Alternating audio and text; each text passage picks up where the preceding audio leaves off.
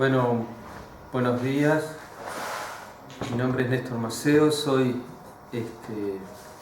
profesor del CURE y de la Facultad de Ciencias, y como cierre de este primer semestre de taller 1 vamos a abordar algunos aspectos que de alguna manera pretenden aportar a la síntesis de un conjunto de temas que han sido abordados precisamente en este primer semestre. Y esta charla o este PowerPoint tienen como título la disciplina, la interdisciplina y la transdisciplina, ¿no? Y sobre todo lo vamos a estar mirando de el rol que tiene cada uno de estos ámbitos en el análisis de problemas y temas de gran complejidad, como son algunos de los ejemplos vinculados a problemáticas de gran relevancia o cotidianidad, como por ejemplo los problemas ambientales. A efectos de comenzar con esta clase, podemos ver una famosa frase postulada por Brewer en 1999, que indica: el mundo tiene problemas, las universidades tienen departamentos.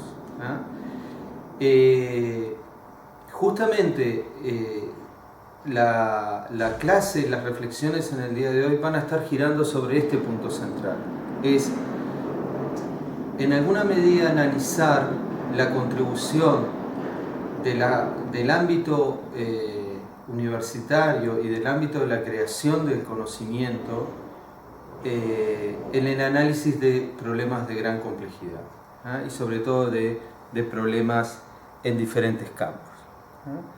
Vamos en el transcurso de esta clase a definir varios conceptos. Muchos de ellos ustedes han tenido la oportunidad en el semestre de analizarlos, y vamos a comenzar con el concepto de disciplina. Cuando estamos hablando de una disciplina, como puede ser economía, biología, ecología, psicología, la rama de conocimiento que ustedes quieran, estamos hablando de un campo de conocimientos específicos que están abordando una parte de la realidad. Generalmente son ámbitos bastante autónomos. ¿En qué sentido?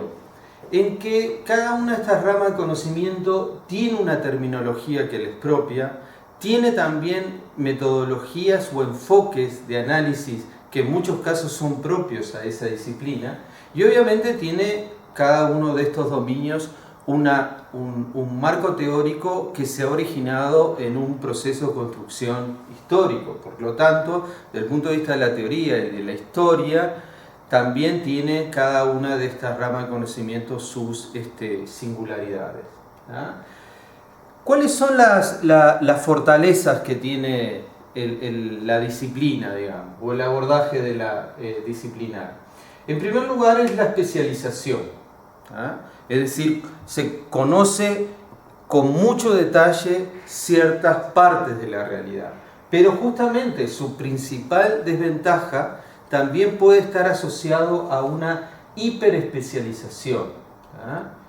Y eso podemos fácilmente recurrir a un ejemplo donde, en el caso de la medicina, muchas veces para atacar un problema concreto de salud que tengamos, en realidad apelamos a la expertise del especialista, pero también del médico general, dado que cada uno aporta detalle, pero también tenemos que tener cierta capacidad de integración que vamos a ir desarrollando en los próximos minutos. Cuando estamos hablando de interdisciplina, Estamos hablando del análisis de determinados objetos de conocimiento que generalmente son campos de conocimientos de gran complejidad. Gran complejidad, ¿por qué? Porque son el resultado de la interacción de una cantidad de componentes o de subsistemas, ¿tá? Que a su vez cada uno de estos tiene su dominio disciplinar. Vamos a expresarlo en forma bien simple. Cuando estamos analizando cualquier problemática ambiental, básicamente estamos analizando problemas que emergen de la interacción entre la sociedad, la economía, los sistemas naturales, etc. Cada uno de estos son un subsistema. Pero un aspecto fundamental a recordar es que la interdisciplinariedad no es la juxtaposición de disciplinas ni su encuentro casual. Es algo que requiere algunos aspectos adicionales que vamos a detallar a continuación. La interdisciplina implica necesariamente un intercambio y una colaboración, una articulación de disciplinas y un proyecto en común. ¿Tá? Cuando estamos hablando de interdisciplina, tiene que estar presente estos elementos que señala el diapositivo. Si no están presentes, estamos hablando de multidisciplina, que justamente la pluridisciplinaridad o la multidisciplinaridad es cuando tenemos una juxtaposición de diferentes enfoques sobre una temática determinada, sin que ocurra una interacción real, o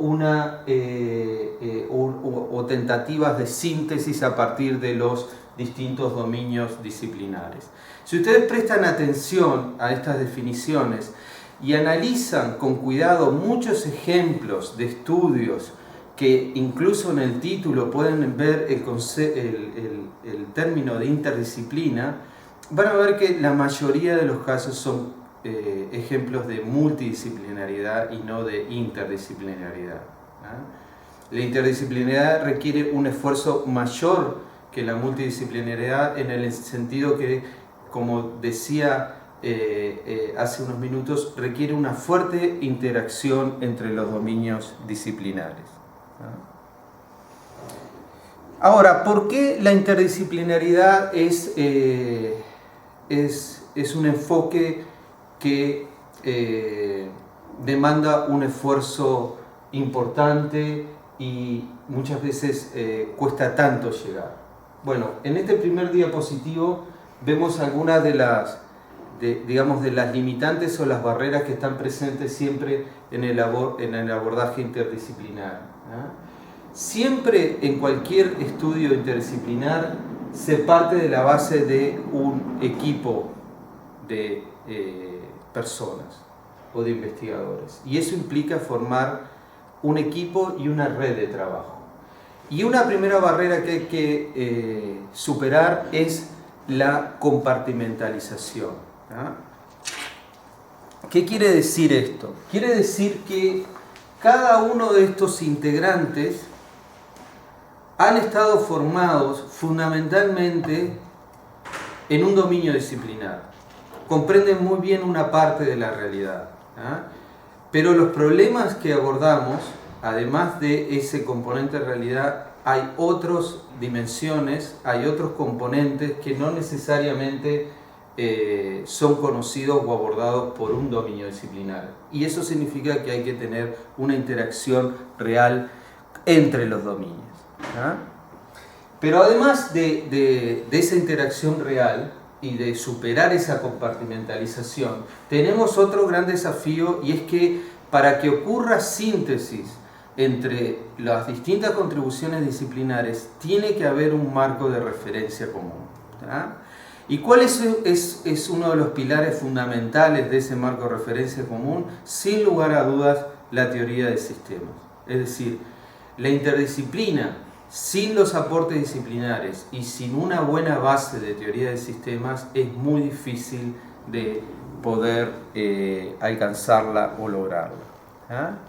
Y además de eso, tenemos que tener en cuenta que esa red de trabajo, ese equipo de trabajo está conformada por personas. Y las personas tienen, independiente de su origen disciplinar, tienen limitaciones que tienen que ver con limitaciones de la naturaleza humana en aspectos cognitivos y en aspectos afectivos que están presentes en la interacción interdisciplinar. Y ese es un aspecto que a veces nos olvidamos, es decir, más allá de la formación de los componentes que indicamos hace un minuto, del dominio disciplinar y tener una base sólida en teoría de sistemas, hay determinadas características personales que influyen decididamente en el éxito de poder alcanzar un abordaje interdisciplinario o no. Y además tenemos en ese conjunto de actores que siempre van a estar trabajando a nivel interdisciplinario, tenemos juegos que están vinculados a una cantidad de intereses, y muchas veces tenemos que tener en cuenta que en ese juego hay intereses corporativos, hay intereses de tratar de que un dominio disciplinar predomine o que un tipo de carrera tome el liderazgo en el análisis de determinada problemática, y esos aspectos están siempre presentes y no tenemos que cometer el error de ignorarlos. Hay que ponerlos sobre la mesa y trabajar sobre ellos. Entonces, dicho todo esto, cuando vamos hacia un abordaje interdisciplinar, como va a ocurrir, por ejemplo, en todos los estudiantes que continúan en el taller 1, en el segundo semestre con los desarrollos del proyecto de investigación y posteriormente en los talleres interdisciplinarios 2 y 3, en primer lugar implica para no tanto para los estudiantes, pero sí para los investigadores y los docentes que participan de eso, implica renuncias. ¿En qué sentido?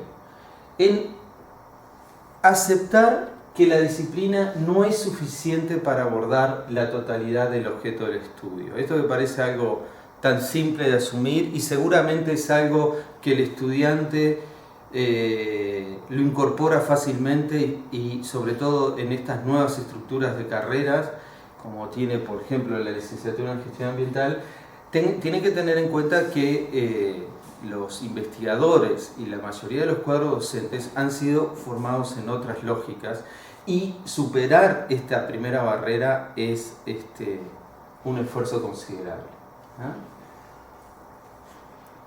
Pero además de la interdisciplina, tenemos la transdisciplina.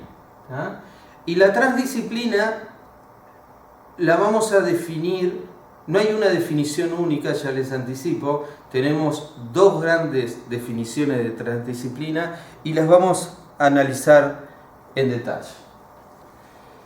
En algunos casos suele referirse a investigación integradora. ¿Qué quiere decir con investigación integradora? Quiere decir que cuando hay una amalgama suficiente entre distintos dominios disciplinares y se genera una unidad de conocimiento, estamos hablando de una transdisciplina. Por ejemplo, para muchos investigadores, basados en esta definición, la ecología es un ejemplo de transdisciplina. ¿Por qué? Porque si ustedes analizan en detalle el marco teórico de la ecología, es muy evidente que proviene de aportes de dominios disciplinares muy diferentes, por ejemplo, de la física, de la química, de la biología, de la matemática. Es decir, hay un aporte que se puede identificar de diferentes dominios disciplinares, pero esos aportes han logrado integrarse de tal forma en que generando un marco teórico muy cohesionado, donde ya los límites entre los distintos aportes disciplinares son difíciles de establecer.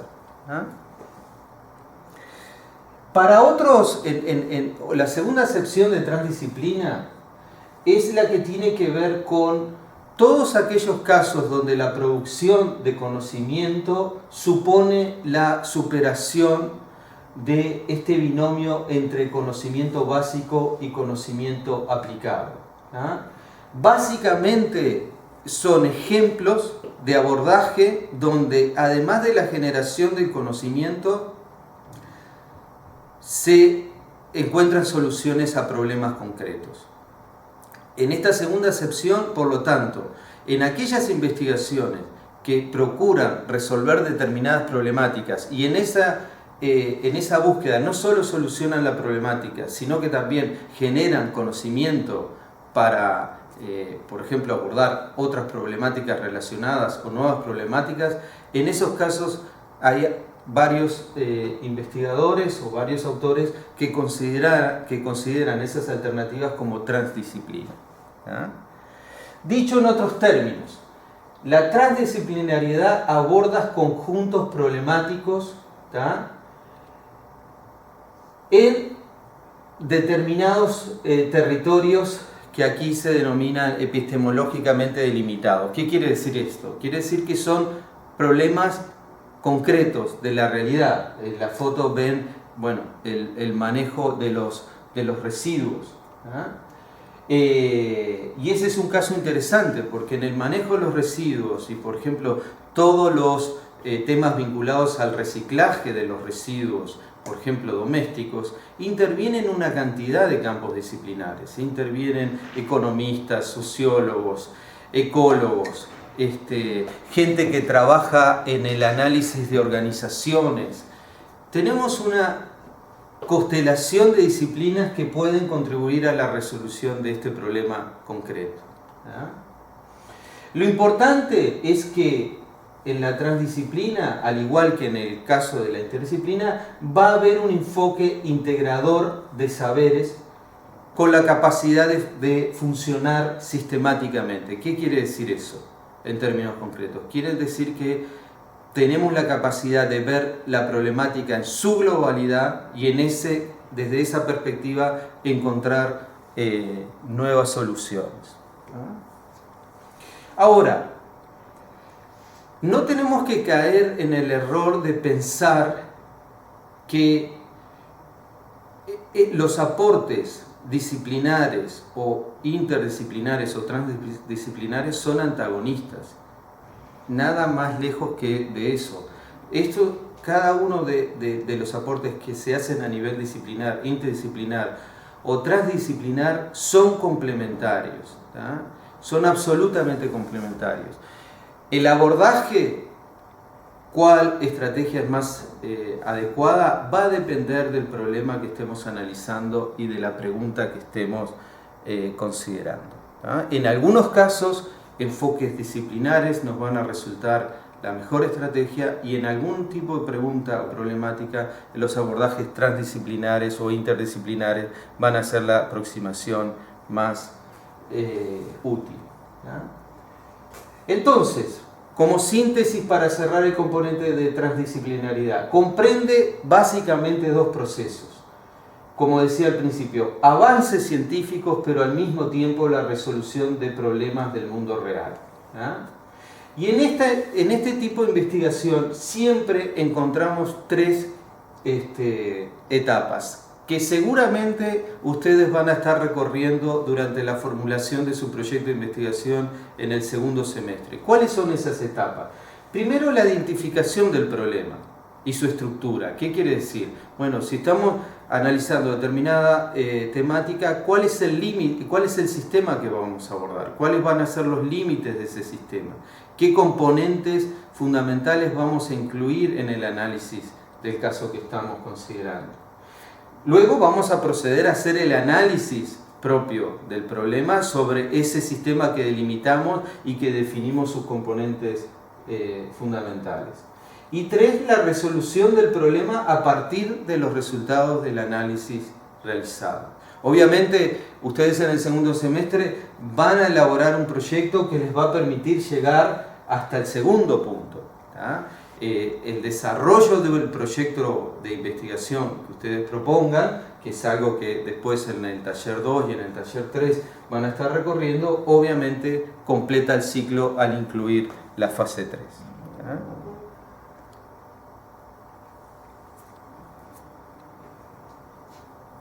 Lo importante es que en la transdisciplinariedad, la naturaleza del problema y cuál va a ser la forma de superación o resolución no están a priori predeterminados. Y esa primera etapa de fijar los límites del sistema que vamos a estudiar y su estructura, cuáles son los componentes principales, es un proceso que es particular de cada caso que van a estar analizando. Con esto les quiero decir algo bien concreto. En muchas de las temáticas que van a trabajar de gran complejidad, si esperan encontrar recetas de usted para resolver este problema tiene que hacer esto, esto y esto, en una especie de recetario de comida, les adelanto que no existe ese mundo. Cada caso que están analizando implica siempre un análisis en profundidad de cuáles son los límites del sistema y cuáles son los componentes claves que tenemos que incluir. Y un aspecto no menor, en esa definición tiene que haber una articulación entre no solo el ámbito del conocimiento o el ámbito universitario y académico, también tiene que haber una fuerte interacción con todos los actores que están involucrados en el problema, porque como vamos a ver un poquito más adelante, no podemos caer en el error de pensar que todo el conocimiento está exclusivamente en el ámbito académico. Hay una parte del conocimiento que está fuera del ámbito académico que no está sistematizado. Aquel productor que trabaja día a día en la agricultura o en la ganadería, o aquel gestor que está todos los días en el, por ejemplo, en el relleno sanitario, conoce una cantidad de detalles del manejo de esos temas que es muy difícil de obtenerlos exclusivamente cerrados desde el ámbito académico. En la siguiente diapositiva se señala una página web de un centro transdisciplinario muy reconocido que está localizado en Suiza, por si alguno de ustedes están interesados en seguir profundizando y explorando. Ahora, dejando de lado los enfoques, muchos de los temas que ustedes han abordado durante este primer semestre son básicamente problemas ambientales o problemas de desarrollo. Y vamos a enfocarnos, por ejemplo, en lo que hoy se llaman los sistemas socioecológicos, es decir, todos aquellos sistemas que se generan a partir de la interacción entre los sistemas naturales, lo que aquí aparece como ecosistemas, y los sistemas humanos en su sentido más amplio. Y aquí estamos hablando de todas las interacciones que podamos tener a la cabeza. ¿Qué quiero decir con esto? A veces son interacciones a nivel de un individuo, a veces son interacciones a nivel de grupos, o a veces son interacciones a nivel de instituciones. Independiente del nivel que estemos considerando, lo que es claro es que el sistema natural nos está proveyendo de una cantidad de servicios, que denominamos servicios ecosistémicos, a estos sistemas humanos, y a su vez estos sistemas, para obtener estos servicios o para garantizar el suministro continuo de estos servicios ecosistémicos, realiza una serie de acciones e intervenciones como la pesca, manejo de poblaciones, recursos naturales, servicios ecosistémicos, etc. Fíjense que todo este conjunto con sus interacciones es lo que hoy se denomina sistemas socioecológicos. Y fíjense, bajando a tierra lo que veíamos en la primera parte de esta clase, aquí estamos considerando, en definitiva, un sistema donde estamos estableciendo el límite del sistema que queremos estudiar y estamos estableciendo los componentes. Los componentes son los subsistemas y el tipo de interacciones entre los componentes. Obviamente, este mismo sistema lo podemos estructurar con una complejidad muy superior a lo que estamos viendo en este momento. Es decir, podemos descomponer todos los servicios ecosistémicos, podemos analizar todos los aspectos estructurales y funcionales relevantes de los sistemas naturales, o todos los componentes del sistema humano. Acá entra aspectos sociales, económicos, culturales, religiosos. La aproximación de ir por algo tan simple o algo tan complejo depende de qué objetivo y qué pregunta estemos analizando.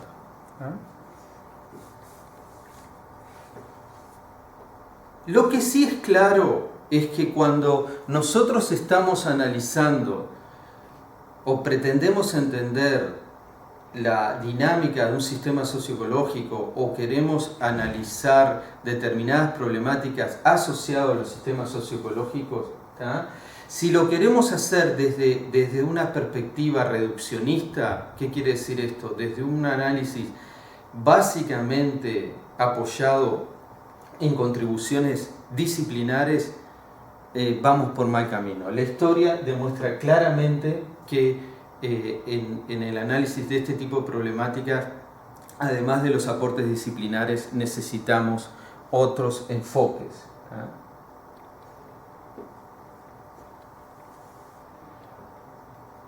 Justamente el analizar las características estructurales y de funcionamiento del conjunto de estos sistemas socioecológicos, lo que hasta hace unos años se llamaba los CHAN, sistemas naturales y humanos acoplados, representan la oportunidad para resolver problemas que son muy persistentes en el tiempo, como son, por ejemplo, los problemas ambientales. Veamos lo siguiente. Nosotros tenemos una cantidad de marcos teóricos que abordan diferentes componentes de los sistemas socioecológicos. Tomemos como ejemplo, los economistas han avanzado increíblemente en la comprensión de la dinámica de flujo y acumulación de capitales, un aspecto central para entender la dinámica de los sistemas socioecológicos. Los sociólogos en la estructura de las interacciones humanas en su relación con el ambiente político, económico y geográfico en la cual están insertos. Los físicos y los matemáticos han logrado notables avances en la naturaleza de los sistemas complejos. Los biólogos en lo relativo al funcionamiento de los ecosistemas y los servicios que estos proveen. Todos estos aportes disciplinares es lo que nos ha permitido llegar hasta el día de hoy y nos permiten analizar este tipo de sistemas con la capacidad actual que disponemos. No obstante, aparte de esos aportes disciplinares, nosotros necesitamos avanzar en la síntesis de todos estos aportes y de todos estos marcos teóricos. Y esa síntesis tienen que ser conscientes de que es un proceso muy reciente en el tiempo. Estamos hablando básicamente de un esfuerzo que se inicia, tenemos obviamente antecedentes hacia finales del siglo XX claramente muy notables, pero los trabajos, por ejemplo, y el marco teórico que está emergiendo de los sistemas socioecológicos, estamos hablando de un marco que emerge fuertemente a partir del año 2007. Esto les da una idea del proceso histórico en el cual nos encontramos y qué tan reciente o tan antiguo son estas tendencias. Ahora, ¿por qué es relevante hacer los énfasis que hemos hecho en la clase de hoy y de alguna manera por qué el taller 1 está estructurado de la forma que ustedes han podido presenciar y aprender durante este primer semestre? Básicamente porque tenemos que ser conscientes de que tenemos un gran desafío en estos momentos, y es que estamos atravesando un periodo de singulares características, ¿tá? Que entre otras cosas nos lleva a que tengamos en este momento, como en ningún periodo de la historia previo, grandes desafíos en relación a la sostenibilidad de nuestra civilización en el planeta. ¿Por qué? Porque estamos haciendo un uso de una cantidad de servicios ecosistémicos con una intensidad tal que de la forma que lo estamos haciendo no lo vamos a poder sostener en el tiempo, y muchos de esos servicios son fundamentales, no solo para las sociedades humanas, sino para mantener la vida en el propio planeta. Entonces, digamos, todo este análisis que puede parecer muy teórico, tiene un correlato muy importante, o tiene una implicancia muy importante, mejor dicho, que es: tenemos grandes desafíos planteados y esos desafíos tenemos que tener capacidad de resolver. Y esto es un aspecto no menor. Justo fíjense la tapa de esta revista The Economist, que indica en su tapa: bienvenidos al Antropoceno. ¿Qué quiere decir esto?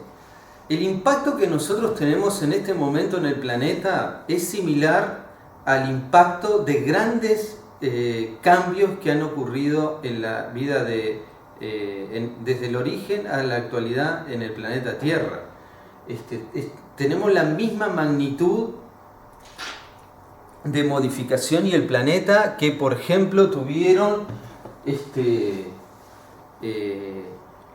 el origen y la colonización de los primeros productores primarios o algas que lograron modificar la composición de gases en la atmósfera, o las grandes perturbaciones asociadas con el choque de cuerpos celestes y que condicionaron cambios muy drásticos en el funcionamiento del sistema, desaparición de las especies, etcétera, etcétera. Es tan fuerte el rol y los impactos del ser humano sobre el planeta y su configuración, que se ha decidido desde hace un tiempo llamar a esta era el Antropoceno. Justamente es la era que está marcado por la presencia del hombre y los impactos de la presencia del hombre en el planeta. Otro aspecto que es claro, que lo indicábamos hace un minuto, pero vamos a subrayarlo de nuevo, es que las estrategias actuales de utilización de los ecosistemas comprometen su sostenibilidad a mediano y largo plazo.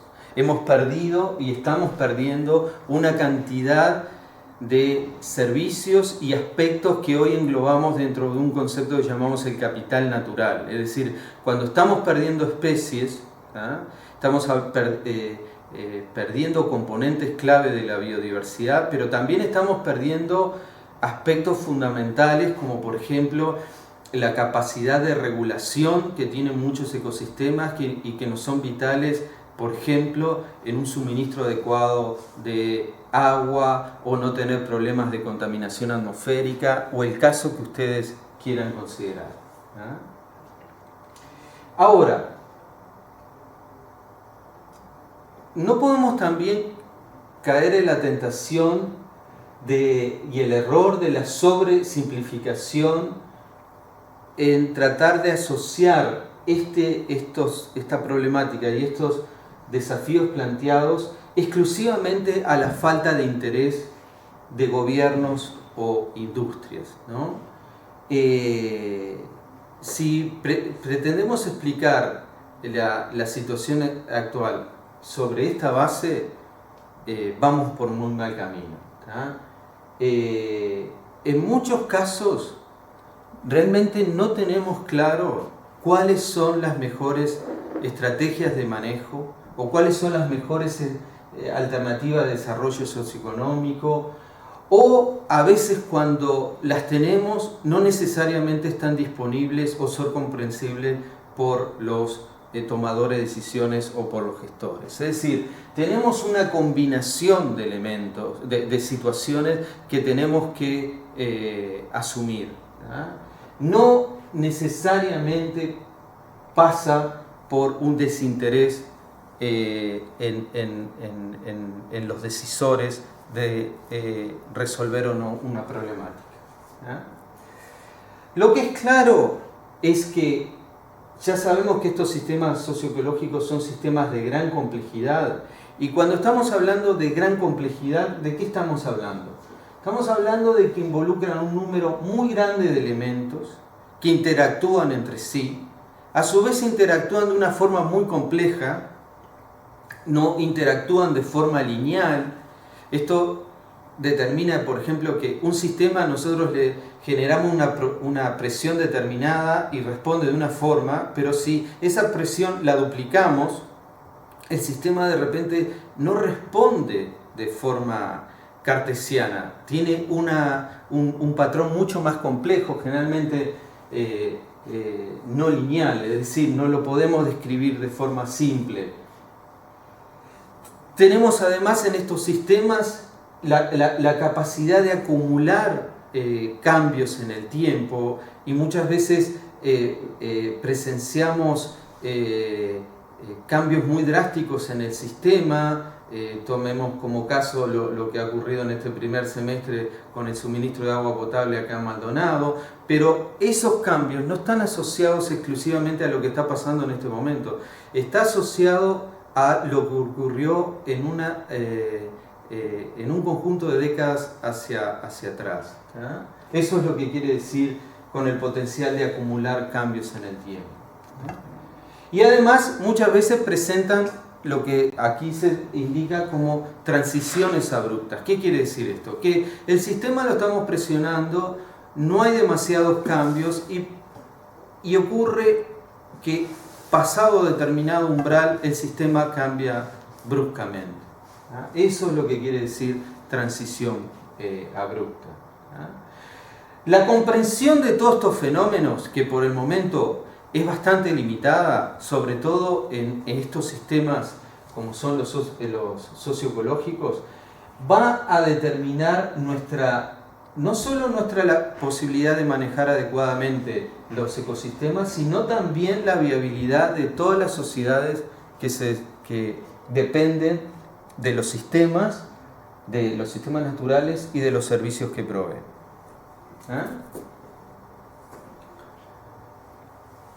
En ese sentido, en los sistemas socioecológicos existe dos patrones que siempre hay que tener presentes, que tenemos efectos que se difieren en el tiempo, como lo explicábamos hace un minuto, es decir, un sistema cambia bruscamente, pero en realidad es el resultado de una acumulación de presiones que se han acumulado en el tiempo, pero también tenemos efectos diferidos en el espacio.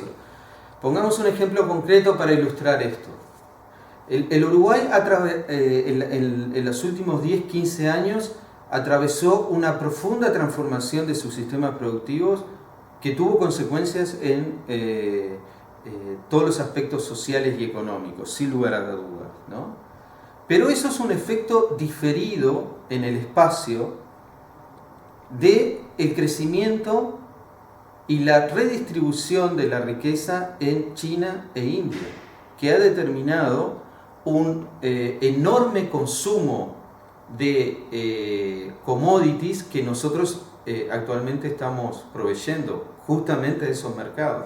Ese es un ejemplo de efecto diferido en el espacio. Lo que ocurre en un lugar muy distante del planeta termina repercutiendo en nuestros países. No solo en nuestros países. Entender las transformaciones en los sistemas, en la agricultura, en América del Sur, Uruguay, Argentina, Brasil y otros países, es imposible de entender y comprenderlo si uno, por ejemplo, no tiene en cuenta grandes transformaciones en otros lugares distantes, como mencionaba, en China e India. Y eso es una de las características más comunes de los sistemas socioecológicos. Es decir, tenemos efectos que se difieren en el espacio y efectos que se difieren en el tiempo. Dicho en términos simples, una práctica que estemos desarrollando en este momento puede manifestar sus consecuencias en la siguiente generación o en lugares muy distantes en el planeta, más allá del lugar que nosotros estemos actuando. ¿Ah? Vamos a ilustrar con algunos ejemplos.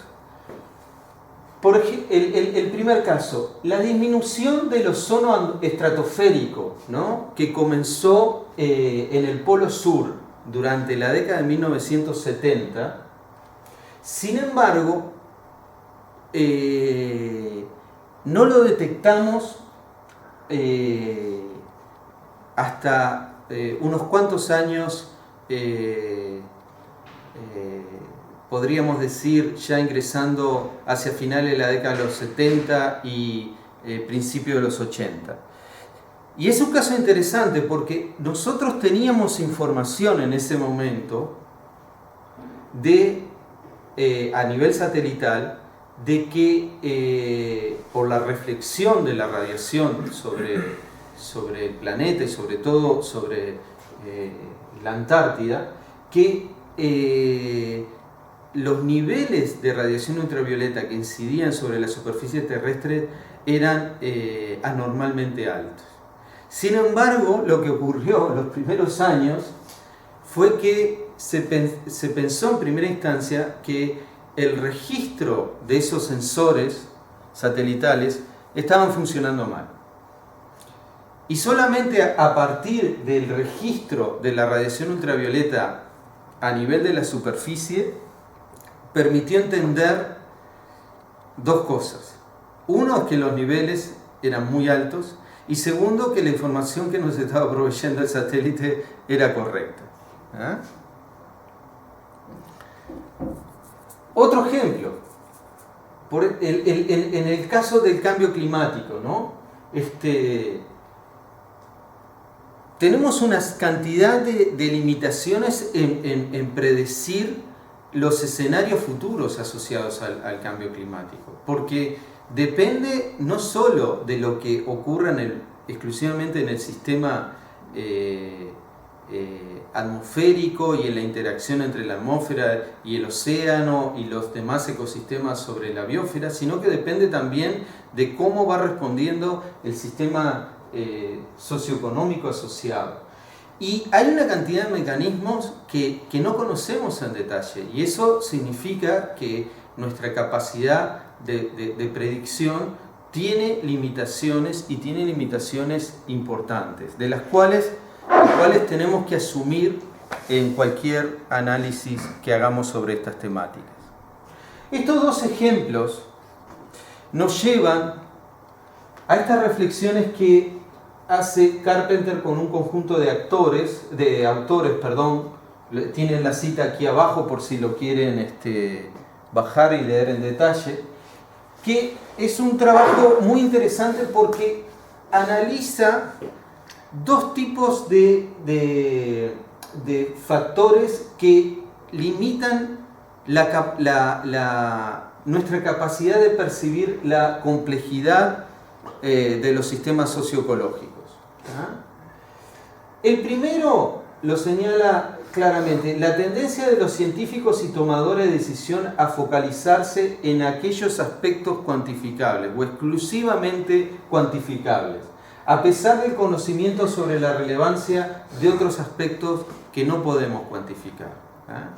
Esto es muy interesante. A veces nosotros, cuando estamos analizando toda la red de interacción entre actores y analizamos todos los flujos de información, cuántas veces se reúnen, qué tipo de información o decisiones articulan, podemos tener un análisis de red absolutamente complejo, con una cuantificación de atributos formidables como niveles de intermediación, niveles de centralidad.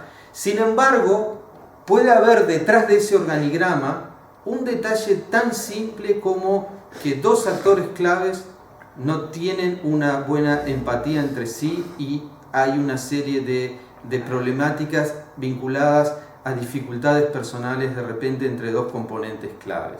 Eso es un aspecto que no necesariamente lo podemos cuantificar, ¿tá? Pero termina gobernando la dinámica de ese sistema. Es decir, detrás de ese organigrama hay un sociograma que muchas veces tiene aspectos cuantificables y otras veces tiene aspectos no cuantificables y que son tan importantes para explicar la dinámica en un sistema socioecológico y no debemos perder de vista de esto. Pero además del énfasis exclusivamente en aspectos cuantificables, que es una de las limitaciones para analizar estos sistemas, siempre tenemos la tendencia a creer exclusivamente en los modelos incompletos, aunque estos sean en los modelos dominantes, perdón, a pesar de que estos sean incompletos. Y esto es muy dramático cuando, por ejemplo, esto es muy ilustrativo en la evolución de los modelos de cambio climático, ¿no? Que siempre creemos en aquellos que más o menos nos están indicando las mismas respuestas. Si surge un modelo alternativo que plantea otros resultados muy diferentes al status quo, en general intentamos dejarlo de lado. Pero en muchos casos esos modelos que en un momento muestran escenarios muy diferentes a los de la mayoría han terminado siendo los correctos. Solamente citar un ejemplo, cuando surgieron los primeros modelos vinculados al cambio climático que establecían la posibilidad que en el futuro el incremento de temperatura podía provocar en Europa el descenso de temperatura, incluso el que quedara bajo capa de hielo importantes regiones, la primera reacción fue dejarlo de lado, no creerlo. Y hoy es una aproximación que entendemos muy en detalle de por qué el incremento de la temperatura puede generar una modificación muy drástica en el sistema de transporte de calor en el océano y el transporte de calor desde las zonas ecuatoriales hacia el polo sur, y cómo el incremento de la temperatura puede modificar toda esa cadena transportadora de calor, determinando en definitiva el congelamiento. Ahí tenemos un ejemplo concreto que ilustra lo que señala este diapositivo. Retomo un punto que lo indicamos hace un minuto.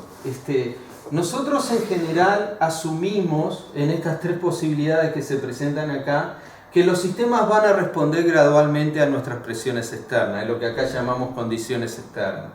Y el estado del ecosistema puede ser un atributo o un conjunto del ecosistema o de servicios que estos proveen. Sin embargo, hay muchas situaciones en que el sistema responde de forma no lineal.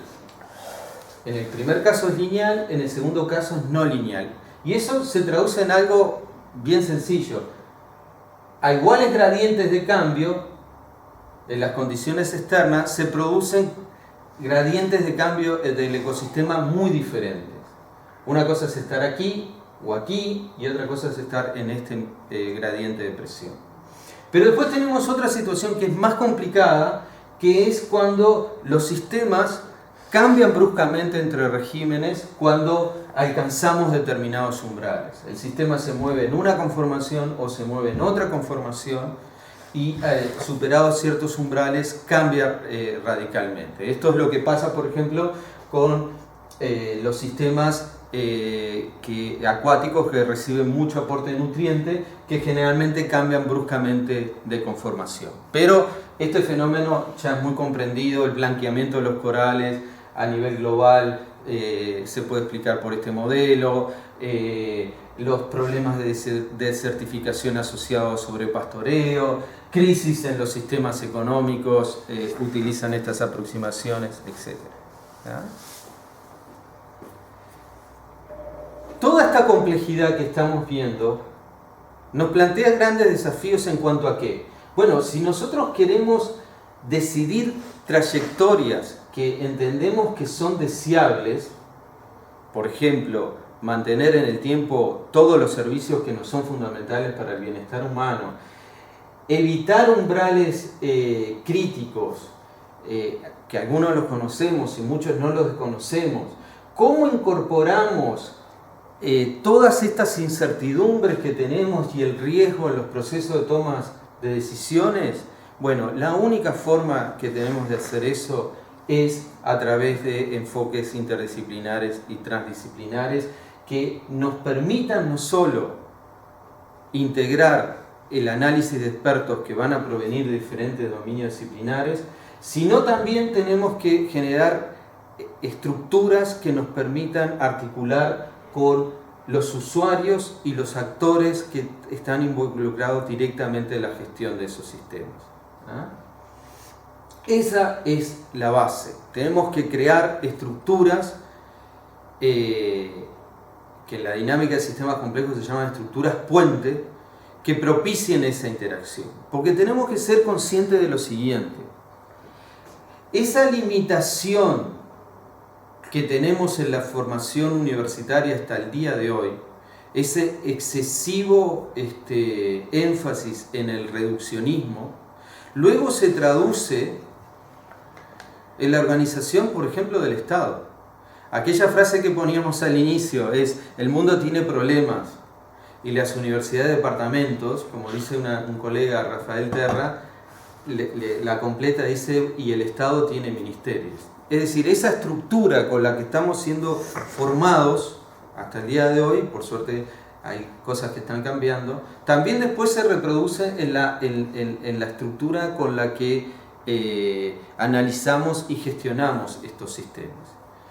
Y una forma de revertir esa situación es que necesitamos espacios de articulación entre los dominios disciplinares, entre los ministerios, entre el saber científico y el saber no académico, etcétera, etcétera. Tiene que haber espacios donde se interactúe y no solo se administre los diferentes intereses y conflictos, sino que puedan interactuar de forma real los distintos saberes. Yo les decía al inicio de esta última clase que para la interdisciplina o la transdisciplina necesitamos un marco común, y les indiqué que es imposible avanzar en esos campos si los integrantes de ese equipo no tienen un dominio sólido en teoría de sistemas.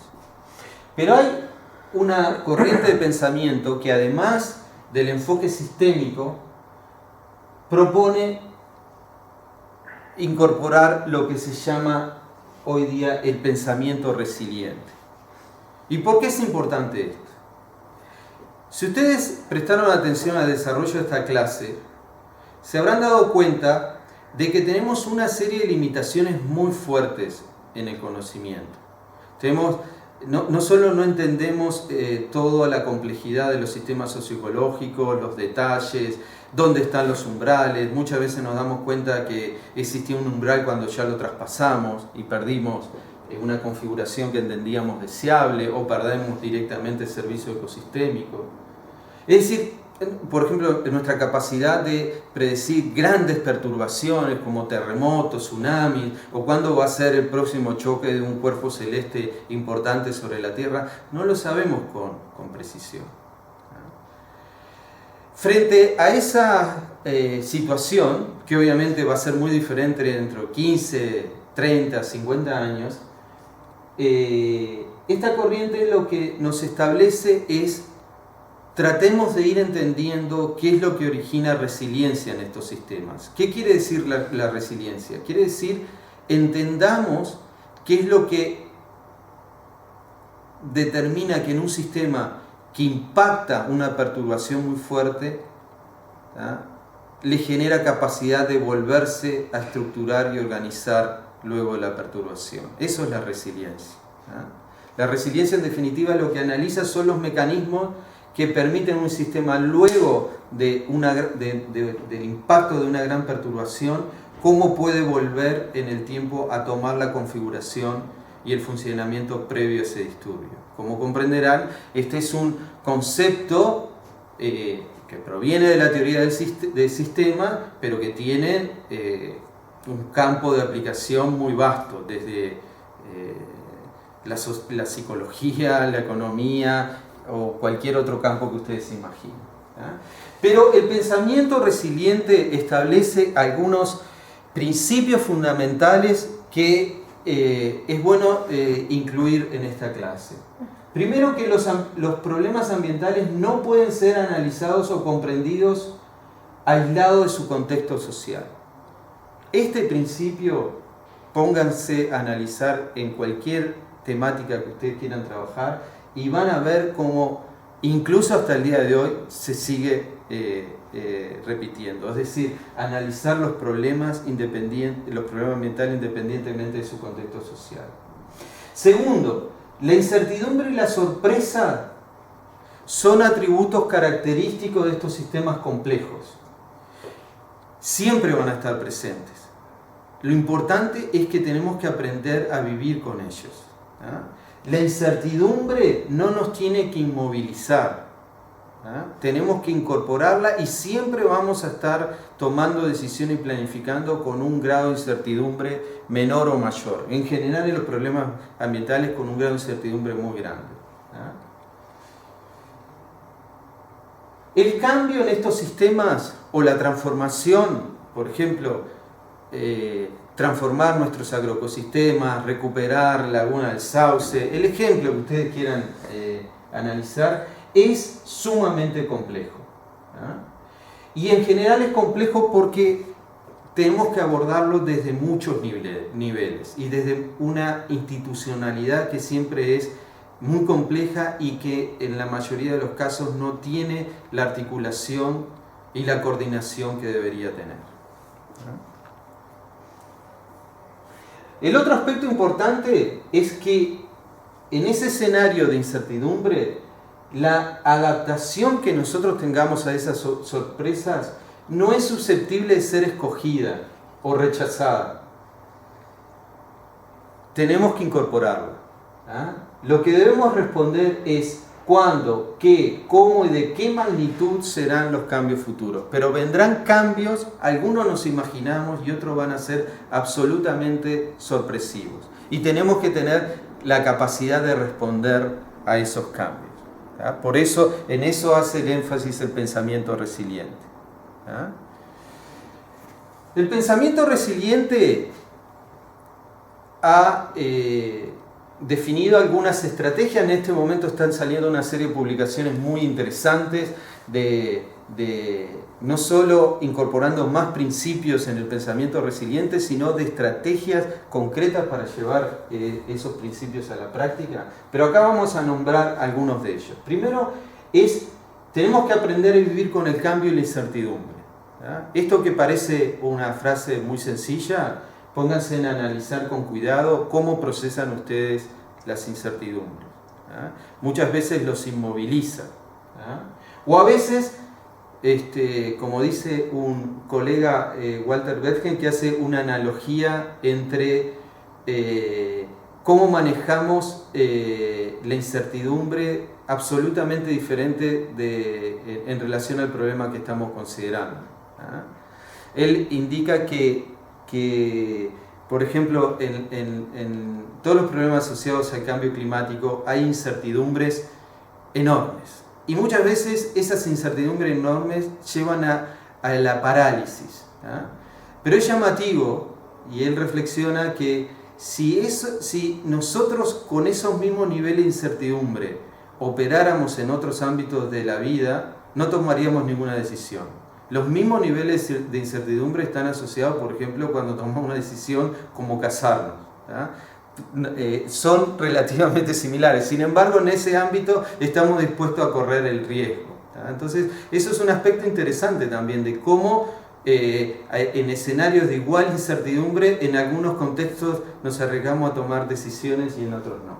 Pero esa es una discusión que podemos profundizar después más adelante. Otra estrategia que es fundamental es incrementar la diversidad de todos los componentes de los sistemas socioecológicos. ¿De qué estamos hablando? Diversidad de objetivos económicos, diversidad de recursos naturales empleados, diversidad de organizaciones involucradas en el análisis, etcétera, etcétera. La diversidad en su sentido más amplio. ¿Tá? Nosotros tenemos muy buenos ejemplos que ilustran esto. La tremenda crisis que tuvimos en el año 2002 está asociado a esto. Nosotros tenemos una economía con muy pocos objetivos económicos y extremadamente dependiente de unos poquitos mercados. Vino una crisis que afectó a Argentina y nos tumbó totalmente, asociado a que tuvimos un problema casi simultáneamente que nos afectó nuestra principal producción, que fue la ganadería.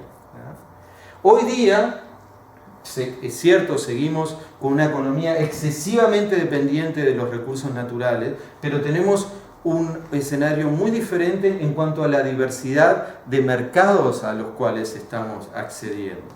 Y eso nos da una mayor capacidad de resiliencia que la que teníamos hace 15 años atrás. Lo importante, combinar diferentes tipos de conocimiento y aprendizaje. Esto es muy importante, lo que hablábamos durante la mitad de esta charla.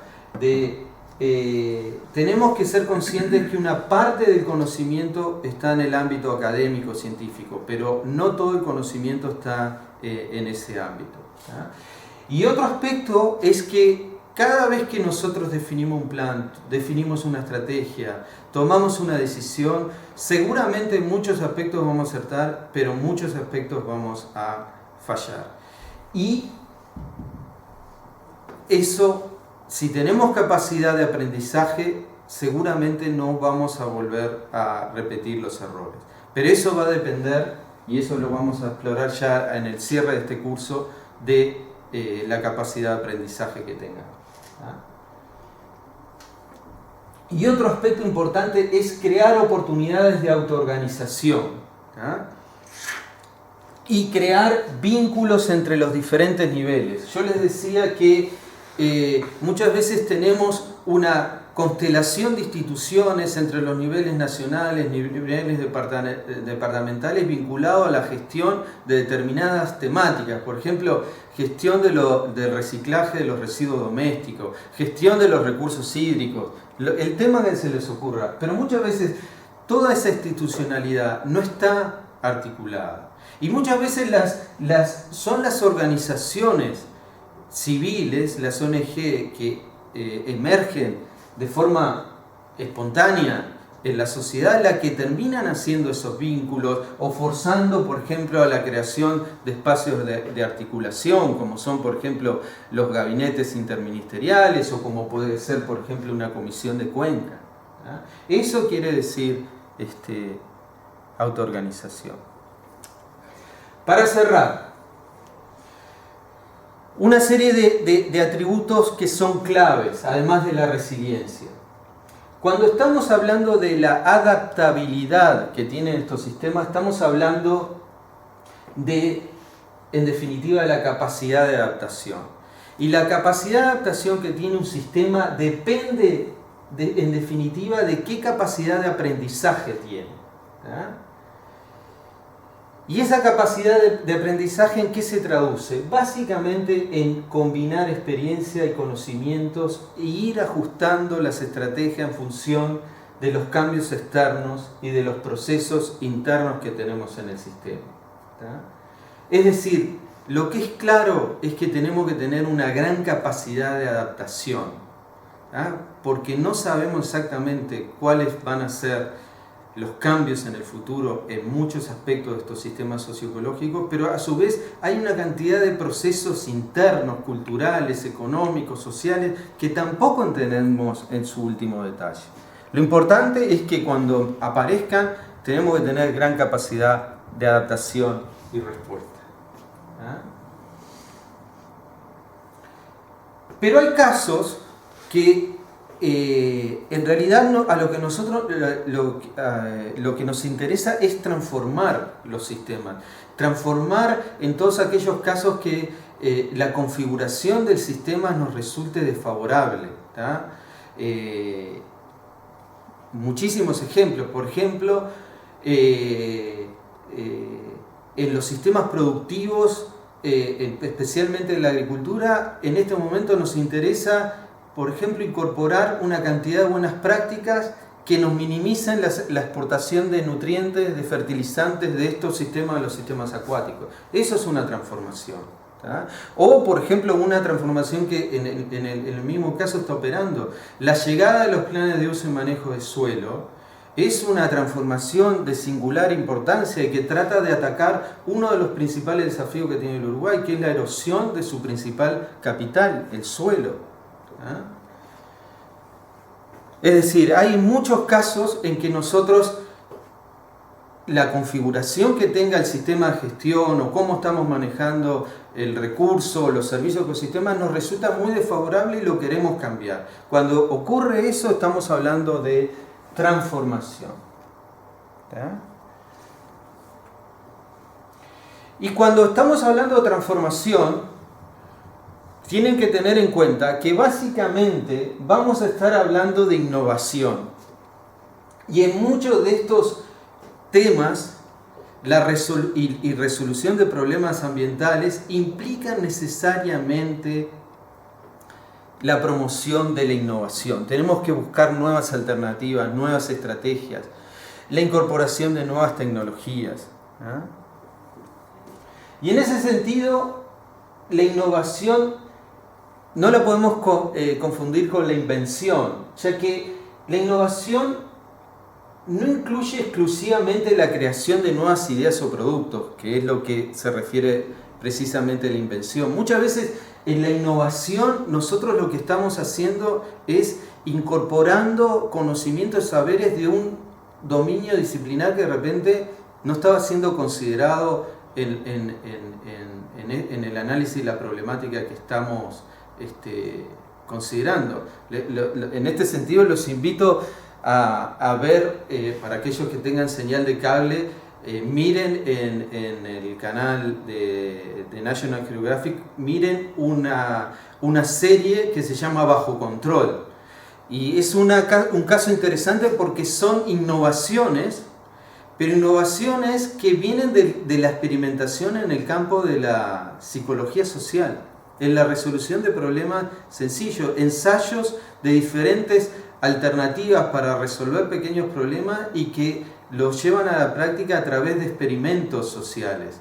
Y es muy interesante, se llama Bajo Control el programa. Pero es un ejemplo de innovaciones que muchas veces son conocimientos que están disponibles, pero que se logran articular en el análisis y la resolución de un problema concreto. Ahora, si nosotros queremos incrementar la capacidad de innovación en estos sistemas socioecológicos, ¿qué deberíamos hacer? ¿O qué debemos promover? Primero, incrementar el funcionamiento de los sistemas naturales y los vínculos socioeconómicos que existen entre los sistemas naturales y los sistemas humanos. Esto, si bien conocemos mucha información, hay aspectos que nos resultan todavía desconocidos. O mejor dicho, hay muchos aspectos de cómo la presión que nosotros ejercemos determina condicionando a los sistemas naturales y los servicios que proveen. Hay muchos aspectos que conocemos, pero también hay aspectos importantes que desconocemos. El otro aspecto es que necesitamos construir capacidad de emprendimiento social. ¿Qué significa esto?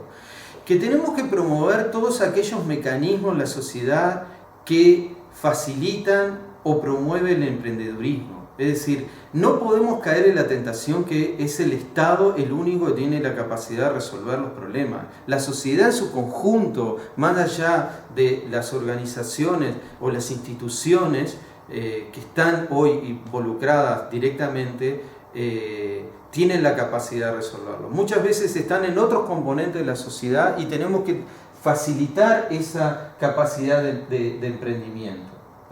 En nuestra sociedad en particular, esto es un tema de singular importancia por el rol que ha tenido el Estado en el caso del Uruguay, que ha sido un Estado muy protector y de bienestar, lo cual está muy bien, pero que tiene una contraparte, digamos, menos favorable, que es que en general no estimula el emprendimiento o el emprendedurismo. Otro aspecto fundamental, sí, ya lo hemos reiterado, si no tenemos espacio de diálogo entre los usuarios claves y entre los usuarios y los gestores, no podemos avanzar. Y para eso tenemos que generar soporte institucional. En este sentido, tenemos grandes transformaciones en el Uruguay. Si ustedes analizan en profundidad el marco jurídico de los recursos hídricos, de gestión de los recursos hídricos, les va a llamar la atención lo avanzado que es, pero no solo en el contexto regional, sino a nivel global. Y acá hay un soporte institucional importante para articular todos estos temas. Lamentablemente, todo ese potencial que está en ese marco jurídico no lo estamos aprovechando en estos momentos, pero por lo menos tenemos el marco definido. Aquí les dejo un aspecto fundamental ya de cara al cierre, y les pongo en la parte superior el artículo donde sale esto. ¿Por qué les pongo este artículo? Bueno, esta es una revista que se llama Ecology and Society, ¿tá? Y que tiene la particularidad que todos los artículos que tienen ahí los bajan libremente, ¿tá? Entonces, para muchos temas que ustedes estén trabajando en el segundo semestre o en los próximos años en los talleres, ténganlo como referencia porque acá exploran una cantidad de contribuciones científicas y de conocimiento que son muy importantes. Y de este trabajo hay una frase que rescaté que es: el proceso de aprendizaje es la clave. Y esto es un aspecto muy importante, y es que el sistema tiene que ser tolerante al fracaso. Tenemos que ser conscientes que las decisiones, en las alternativas que identifiquemos, en los planes que desarrollemos, van a salir cosas bien y van a salir cosas mal, porque los niveles de incertidumbre son muy grandes. Estamos hablando en la gestión de sistemas que no conocemos la totalidad. Pero ahí tenemos un problema cultural, es cómo sobrellevamos el fracaso. En general, nuestras sociedades latinas, y en particular la nuestra, sobrellevamos muy mal el fracaso. Porque en el fracaso lo único que nos interesa en nuestra sociedad es saber quién es el responsable y cortarle la cabeza. En este tipo de problemáticas, si ese es el modo que queremos funcionar, no vamos a llegar a ningún lado. Porque cada falla, cada fracaso es una ventana de oportunidad para incrementar nuestro conocimiento. ¿Tá? Así como los aciertos son importantes, los fracasos también nos dejan muchas lecciones que si tenemos la capacidad de incorporarlos, no solo no lo vamos a repetir en el futuro, sino que seguramente podamos encontrar una alternativa que nos permita superar el problema que detectamos. Y cierro con esto. Tenemos que ser conscientes que en cualquier problemática que abordemos, y particularmente de los sistemas complejos, nunca podremos saber todo. Siempre vamos a tener un conocimiento que es aproximado. Pero un aspecto que es muy riesgoso es no podemos desconocer lo que ignoramos. Eso es un aspecto central. En muchos de estos problemática o estos análisis a veces ignoramos incluso lo que desconocemos, y eso es un riesgo muy grande. Y lo van a ver seguramente, sobre todo los que sigan la licenciatura en gestión ambiental, se van a dar cuenta que esta frase es muy relevante después cuando ustedes egresen. Muchas veces en el análisis y en la resolución de estos problemas, una de las cosas que nos pasa es que ignoramos todo un componente que era clave para no solo el análisis, sino la resolución del problema. Cierro la clase de hoy. Como habrán visto en las diapositivas, en la parte inferior aparecen muchas referencias, artículos que todo aquel que quiera profundizar sobre los aspectos que abordamos en esta clase lo pueda hacer, ¿ah? Y yo le voy a hacer llegar a los coordinadores algunas lecturas básicas por si quieren profundizar en este último componente del teórico. Y bueno, y para todos aquellos que sigan en el segundo semestre en el taller 2, desearle mucho éxito en la formulación del proyecto. Hasta luego. Bueno.